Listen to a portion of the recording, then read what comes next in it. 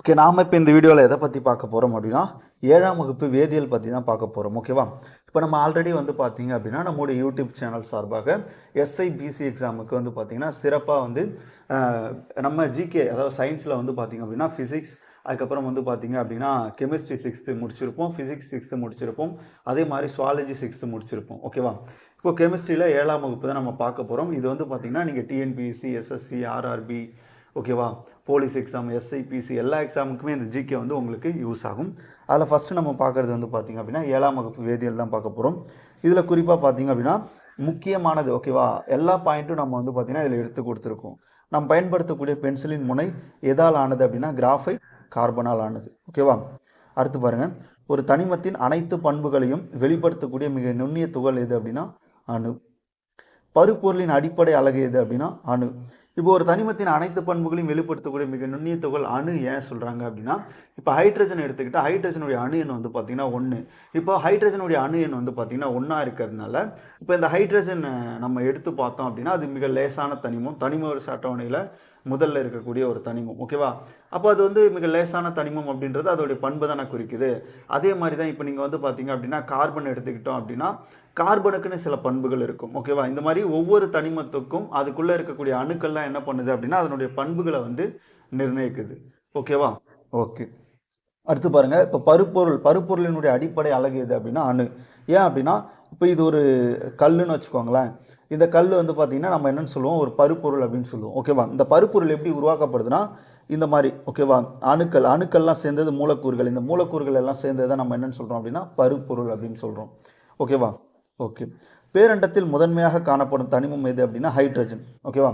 நம்ம பேரண்டம் உருவாகும் போதே என்ன பண்ணுது அப்படின்னா ஹைட்ரஜனால் நிரம்பி தான் இருந்தது. ஓகேவா? அப்போது பேரண்டத்தில் முதன்மையான காணப்படும் தனிமம் எது அப்படின்னா ஹைட்ரஜன். ஓகேவா?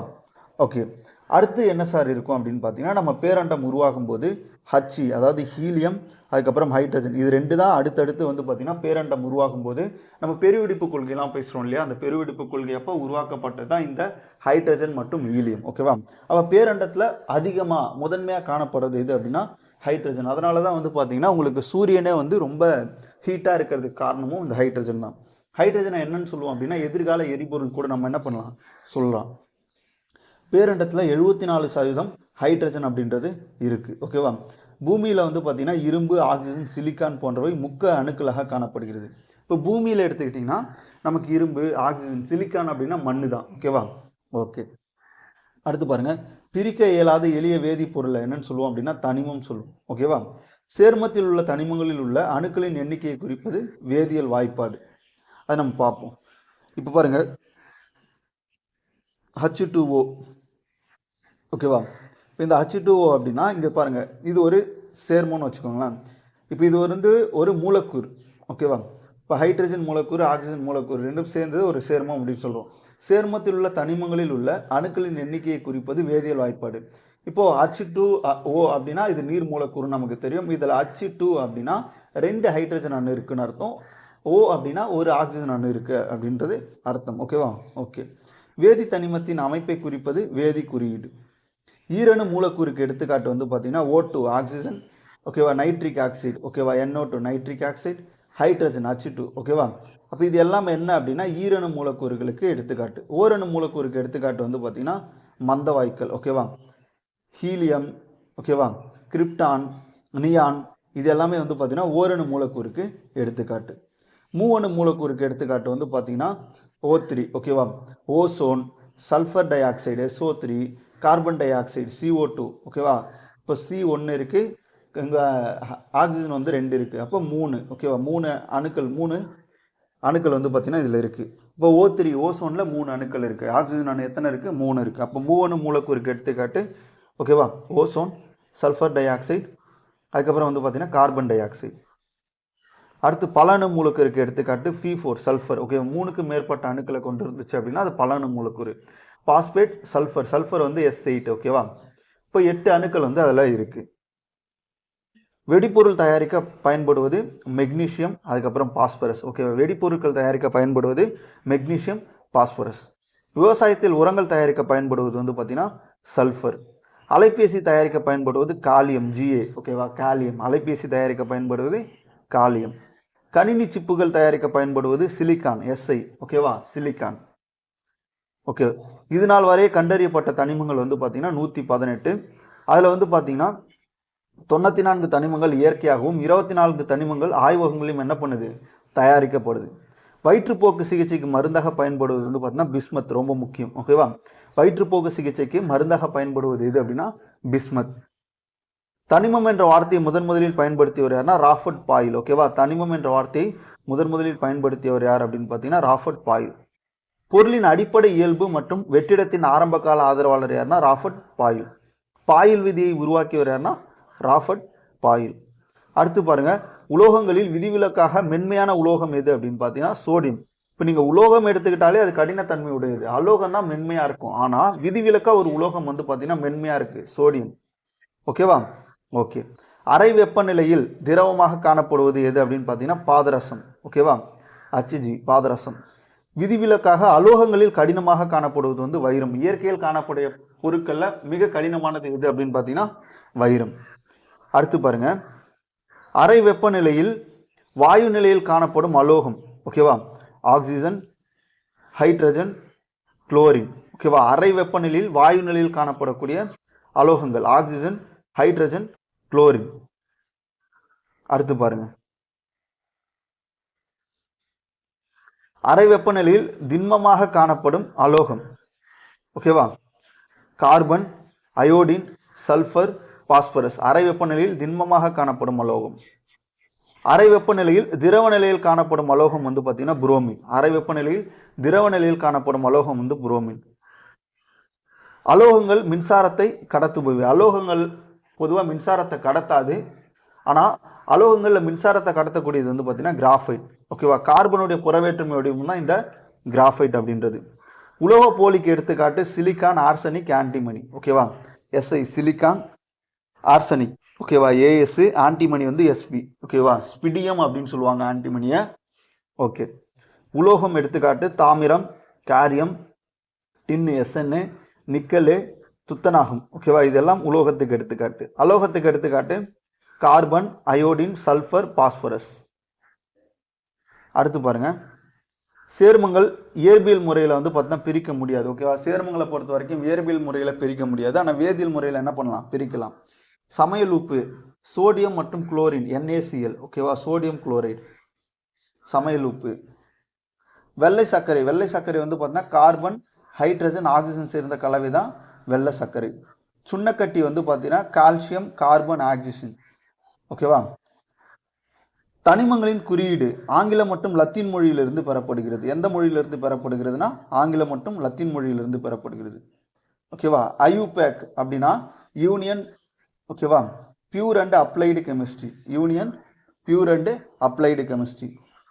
அடுத்து பாருங்க, குறியீடுகளை தகுந்த முறையில் பயன்படுத்திய முதல் வேதியியல் அறிஞர் யாருன்னா டால்டன்.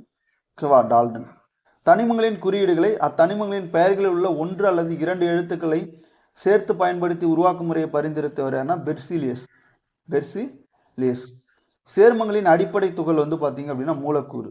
சேர்மங்களினுடைய அடிப்படை துகள் மூலக்கூறு.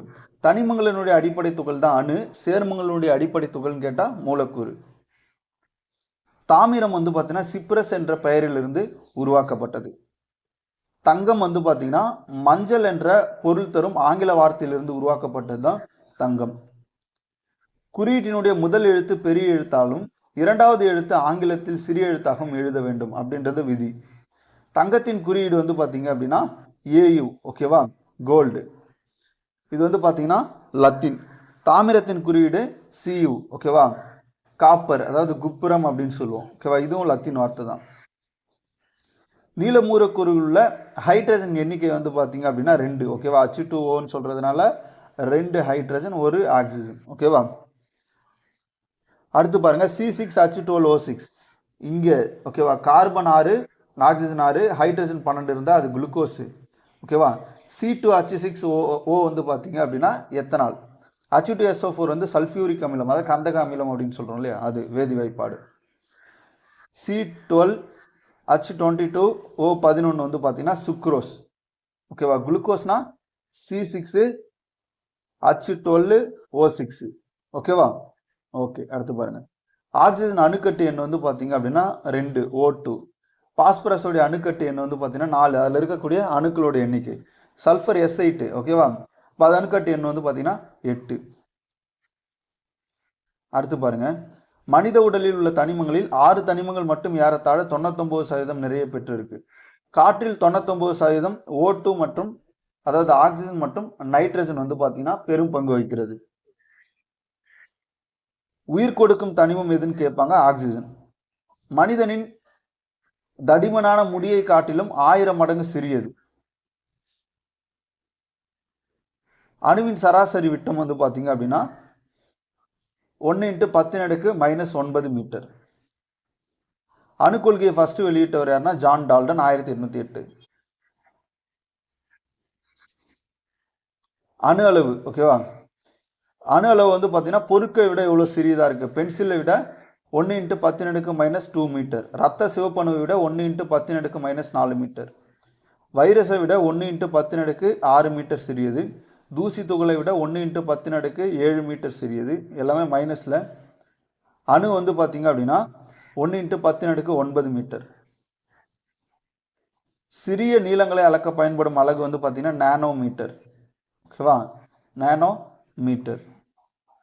ஒரு மீட்டர் என்பது 1 × 10⁻⁻⁴ நானோ மீட்டர் அல்லது ஒரு நானோ மீட்டர் என்பது 1 × 109 ஆகும், ஓகேவா. தாம்சன் அணுக்கொள்கை வெளியிடப்பட்ட ஆண்டு 1897. அணுவினை தர்பூசணி பழத்துடன் ஒப்பிட்டவர் வந்து ஜே தாம்சன்.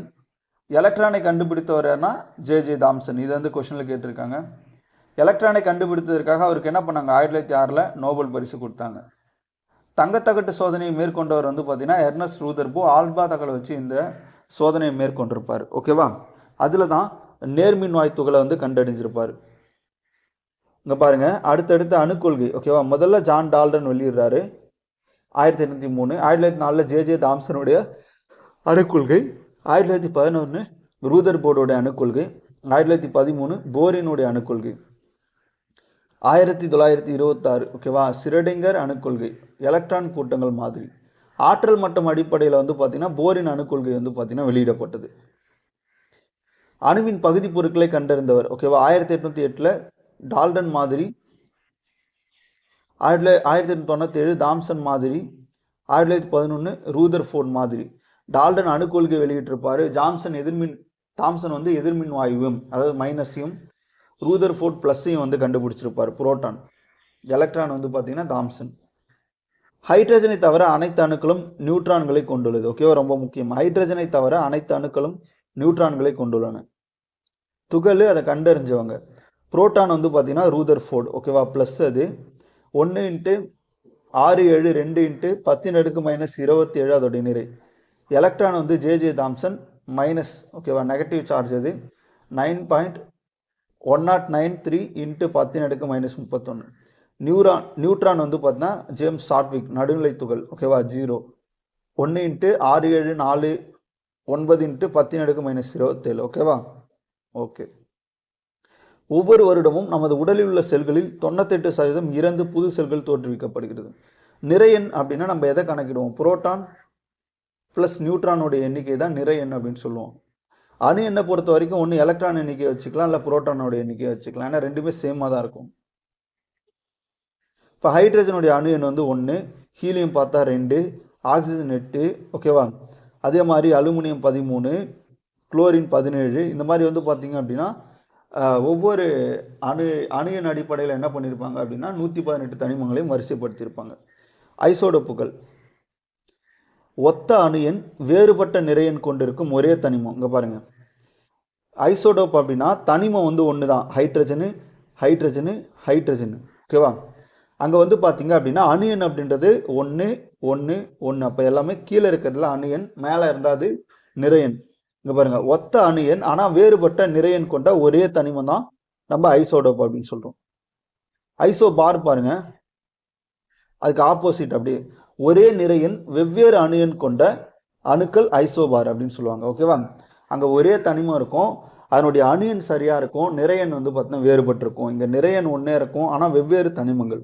கால்சியம் 40, ஆர்கான் 40, ஓகேவா. கால்சியம் வந்து Ca, ஆர்கான் வந்து ஏர். அப்போ தனித்தனியான வெவ்வேறான தனிமங்கள், ஆனால் அதன் நிறையன் வந்து ஒன்றா இருக்கும், அணு எண் மட்டும் மாறுபட்டிருக்கும். எலக்ட்ரான் எதிர்மின் சுமை கொண்டது, புரோட்டான் நேர்மின் சுமை கொண்டது. ஓகேவா? இவற்றுக்கிடையே உள்ள ஈர்ப்பு எலக்ட்ரான் அதன் வட்டப்பாதையில் பிணைத்து வச்சிருக்கு.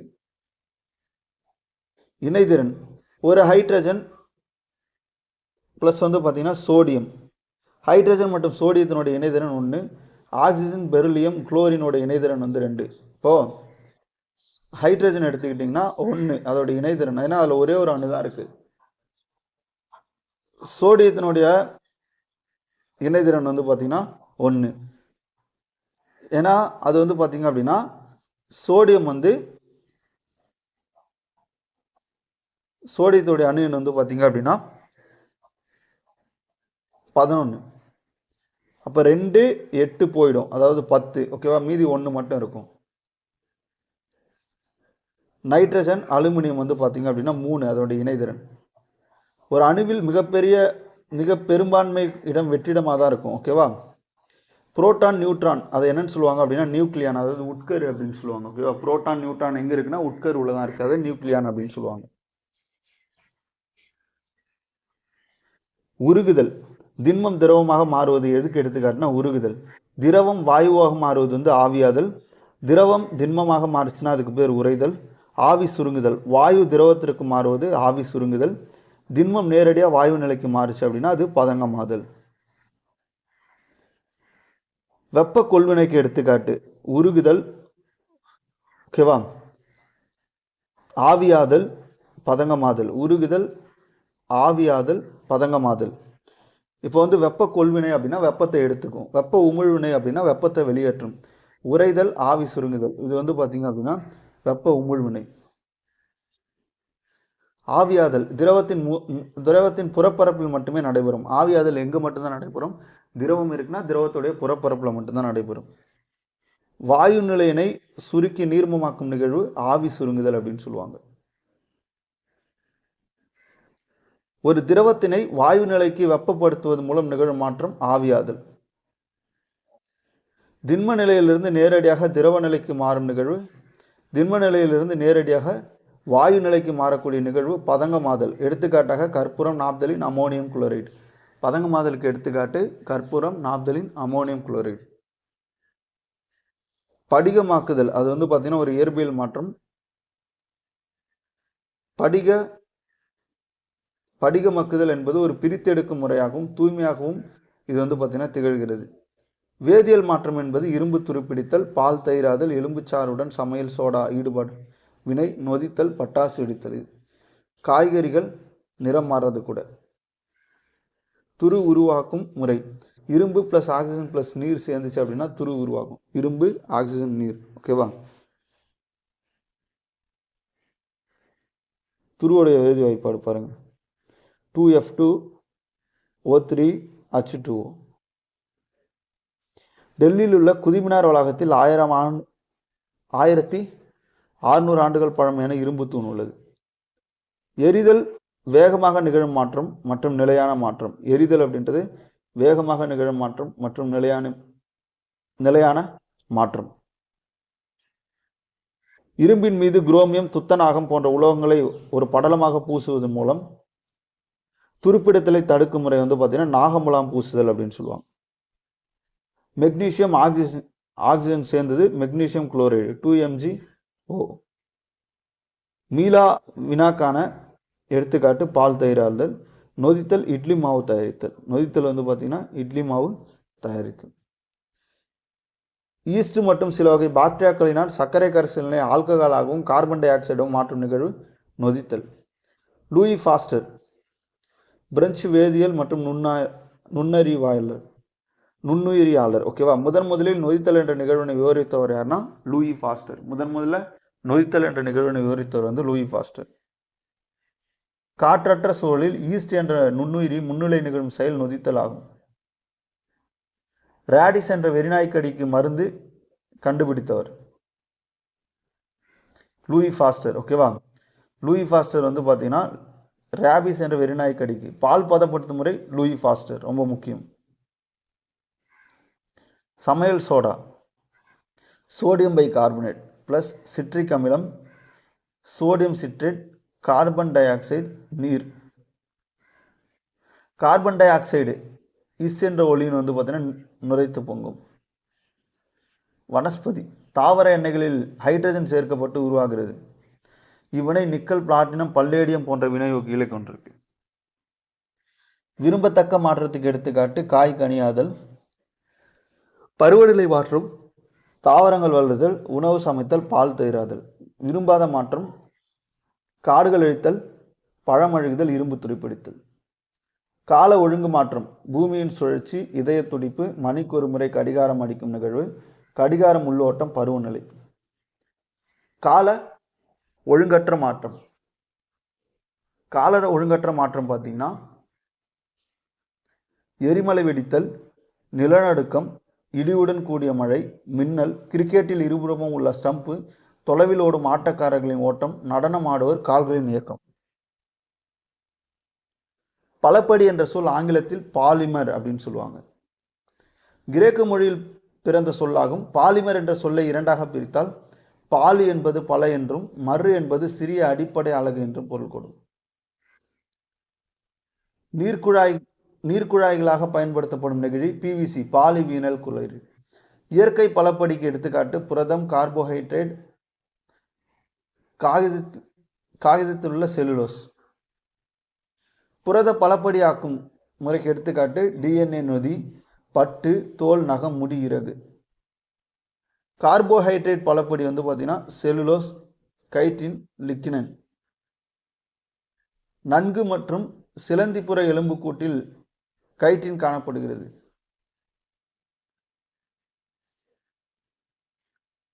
அடுத்து பாருங்க, காளான் போன்ற புஞ்சை செல்கள் என்ன இருக்கு அப்படின்னா கைட்டின். செயற்கை பலப்படிக்கு எடுத்துக்காட்டு எத்திலின், புரோப்போபைலின்.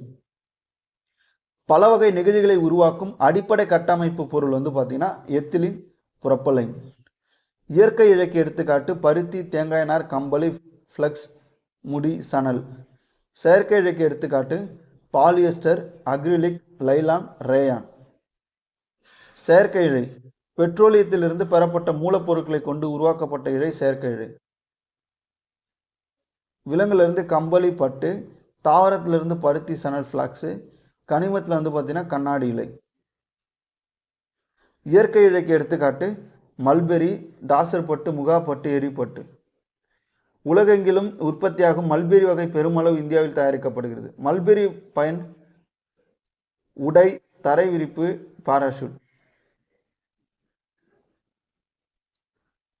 அடுத்து பாருங்க, ஒரு பகுதியின் செயற்கை இழை, ஒரு பகுதியான செயற்கை இழை வந்து பார்த்தீங்கன்னா ரேயான். முதல் செயற்கை பட்டு வந்து பார்த்தீங்கன்னா ரேயான்னு 1946 இந்தியாவில் கேரள மாநிலத்தில் உள்ள ரேயான் தொழிற்சாலை நிறுவப்பட்டது. ஃபர்ஸ்ட் எங்கே அப்படின்னா கேரளாவில் வந்து அந்த ரேயான் தொழிற்சாலை வந்து பார்த்தீங்கன்னா நிறுவப்பட்டது. மரக்கூழ் பெறப்பட்ட செல்லுலோஸ் ரேயான் தயாரிக்க பயன்படுகிறது. ஒரு பகுதியான செயற்கை இழை தான். ஓகேவா? ரேயான் தயாரித்தில் சேர்க்கப்படும் வேதிப்பொருட்கள் என்ன அப்படின்னா சோடியம் குளோரைடு, கார்பன் டைசல்ஃபைடு. ரேயானுடன் சேர்க்கப்பட்ட வேதிப்பொருளுடன் செல்லுலோஸ் கரைந்து விஸ்கோஸ் என்ற திரவத்தினை சுரக்கிறது. அடுத்து பாருங்க, செயற்கை இழைக்கு எடுத்துக்காட்டு வந்து லைலான். முதலில் முழுமையாக பதப்படுத்தப்பட்ட செயற்கை இழை வந்து லைலான். இரண்டாம் உலக போரின் போது பாராசூட்டுகள் மற்றும் கயிறு பொருட்களை தயாரிக்க பயன்படுத்தப்பட்டது லேயான். நாம் அதிகம் பயன்படுத்தும் செயற்கை இழை வந்து பார்த்தீங்கன்னா லைலான். இரும்பு கம்பியை காட்டிலும் லைலான் இழை வந்து பார்த்தீங்கன்னா ரொம்ப வலிமையானது. லைலான் பயன் வந்து காலுறை, கயிறு, கூடாரங்கள், பல்துளக்கி, கார்போஹைட்ரேட் இருக்கப்பட்டை, தலையணை, திரைச்சீலை. மலையேற பயன்படும் இழை வந்து பார்த்தீங்கன்னா லைலான். லைலான் பாலி அமைடு வேதிப்பொருளால் ஆனது. Poly amide எக்ஸாமெத்திலின் diamine. Polyamide எக்ஸாமெத்திலின் diamine plus adipic அமிலம். லைலான் செயற்கை தயாரிக்க பயன்படும் கருவி ஸ்பின்னர் ரெட்டின். பாலியஸ்டர் இதுவும் ஒரு செயற்கை இழை தான். பாலிகாட், பாலிவுல், டெரிகோட் போன்ற பல பெயர்களில் பாலியஸ்டர் வந்து விற்பனை செய்யப்படுகிறது. பாலிகாட் பாலியஸ்டர் பிளஸ் பருத்தி, பாலிவுல் பாலியஸ்டர் பிளஸ் கம்பளி. மிக பிரபலமான பாலியஸ்டர் வகை வந்து பிஇடி, பாலி எத்திலின் டெர்தலைட். பிஇடி பயன் வந்து பார்த்தீங்கன்னா பாலி எரிதிலின் டெரிலைட்டினுடைய நீர் மற்றும் சோடா பாட்டில் கலன்கள் படங்கள் தயாரிக்க பயன்படுகிறது. பாலியஸ்டர் பயன் ஆடை தயாரிப்பு. அக்ரிலிக் மற்றொரு வகை செயற்கை இழையாகும். அக்ரி ஆடை கம்பளி ஆடையை காட்டிலும் விலை மலிவானது. அதிக வலிமையும் நீச்சுத்தன்மையும் கொண்ட இழை ட்ரம்ஃபோலைன். நோய் தொற்று அபாயத்தை முற்றிலும் நீக்கும் உறிஞ்சு குழாய் பாலிபுரோஃபைலின். தமிழக அரசு நெகிழி பயன்பாட்டுக்கு தடை விதித்த ஆண்டு 2019 ஜனவரி 1. தமிழக அரசின் சுற்றுச்சூழல் மற்றும் வனத்துறை அரசாணை வந்து வெளியிட்டிருப்பாங்க. ஃபார்கிசன் முதலில் நெகிழியினை உருவாக்கியவர். ஓகேவா, ஃபார்கிசன் என்ற முதல் நெகிழியினை உருவாக்கியவர் வந்து ஹெட்மன் அலெக்சாண்டர் ஃபார்க்ஸ். ஃபார்கிசன் என்ற முதல் நெகிழியினை உருவாக்கியவர். முதல் நெகிழி எதுனா ஃபார்கிசன், உருவாக்கியவர் யாருன்னா ஹெட்மன் அலெக்சாண்டர் ஃபர்கல். ஏறத்தாழ 200 ஆண்டுகள் நெகிழி பயன்பாட்டில் உள்ளது. ஆண்டுதோறும் உலகம் முழுவதிலும் நாம் ஒரு ட்ரில்லியன், ஒரு நிமிடத்திற்கு 2 மில்லியன் என்ற அளவில் நெகிழியை பயன்படுத்துவது அதிகமாக இருக்கு. அவற்றில் 1 to 3% மட்டுமே மறுசுழற்சி உட்படுத்தப்படுகின்றன.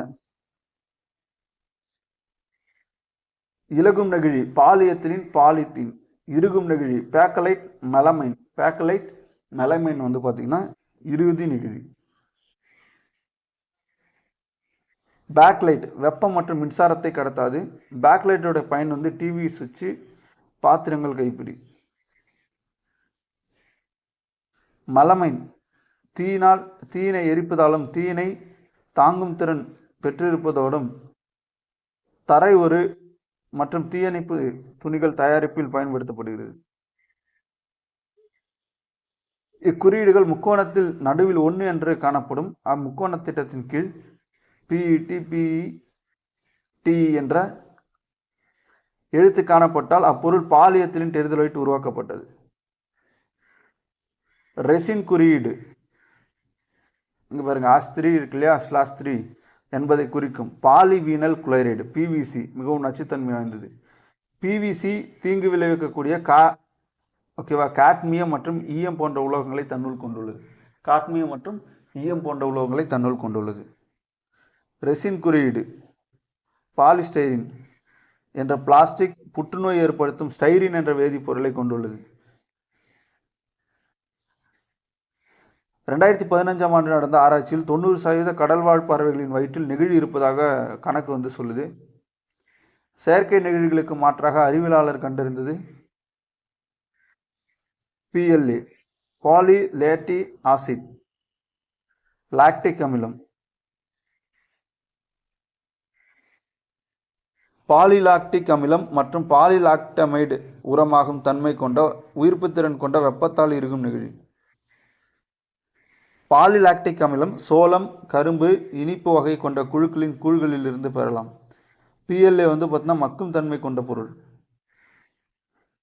நெகிழி வந்து பார்த்தீங்க அப்படின்னா 79% குழிகளிட்டு அல்லது திறந்த வெளியில் கொட்டப்படுகிறது. 12% நெகிழி எரிக்கப்படுகிறது. 9% வந்து மறுசுழற்சி செய்யப்படுகிறது. 5R கொள்கை refuse, reuse, reduce, recycle, recovery.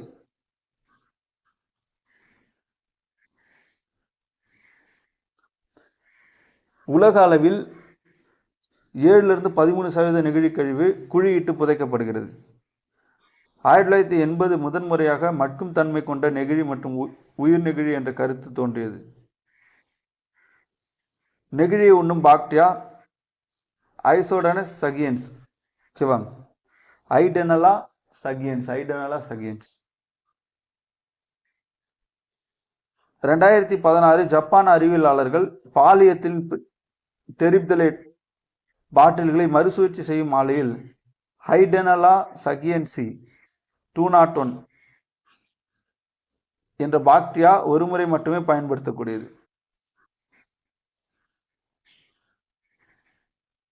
இந்த பாக்டீரியா பிஇடி ஆஸ் என்ற நொதியை சுரந்து பிஇடி பிளாஸ்டிக் சிறிய மூலக்கூறுகளை சேர்த்திருக்கிறது. பெரிப்தாலிக் அமிலம், டெரிதாலிக் அமிலம் மற்றும் எத்திலின் கிளைக்கானை உண்கிறது.